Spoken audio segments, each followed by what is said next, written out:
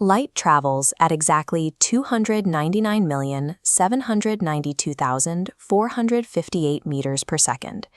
This number describes the speed of causality. Causality is the maximum possible speed at which any information or physical consequence can move through the universe. It is the absolute limit for how fast one thing can affect another. Because physical effects take time to travel, there is no such thing as a universal, simultaneous right now.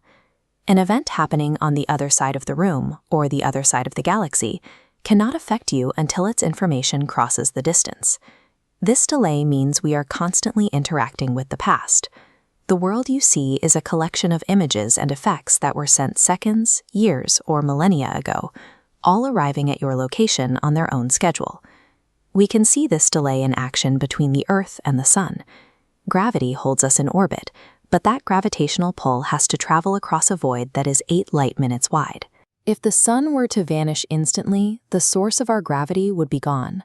However, the information that the Sun is missing is a physical consequence that must obey the speed limit. For 8 minutes, the Earth would continue to orbit an empty point in space.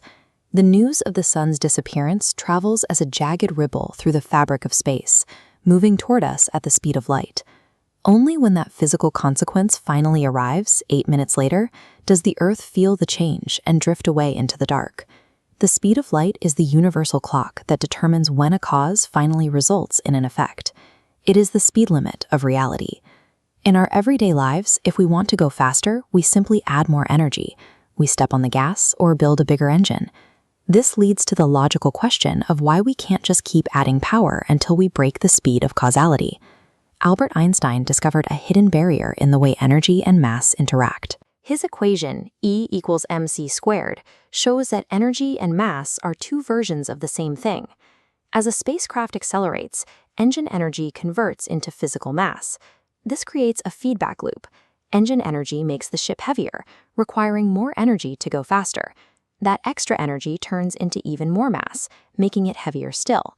As you get closer and closer to the speed of light, this cycle accelerates. At the very edge of the limit, the ship would become infinitely massive.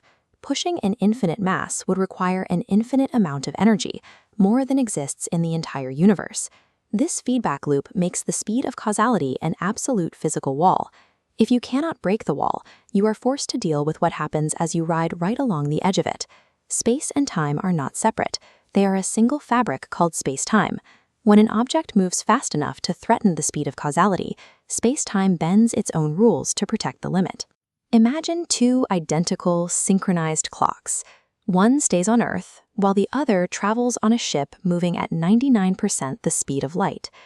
To ensure nothing travels faster than causality, the universe slows down the ticking of the moving clock. From the ship's perspective, everything is normal, but to the rest of the universe, time for the travelers has nearly stopped.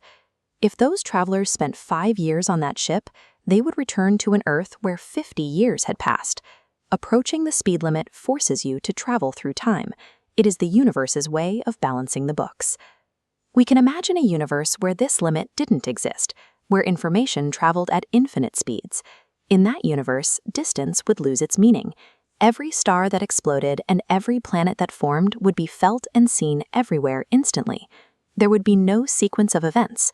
The cause and the effect would happen at the exact same moment across all of space. The strict speed of causality is what allows the universe to have history. Because light from these distant galaxies takes billions of years to reach the Hubble telescope, we can look at different points in space to see different chapters of time. We live in a reality that is permanently isolated by the vastness of space. The delay is what keeps our experiences separate and our history intact. The speed of light is an unbreakable cage. It is the structural boundary that keeps reality from happening all at once.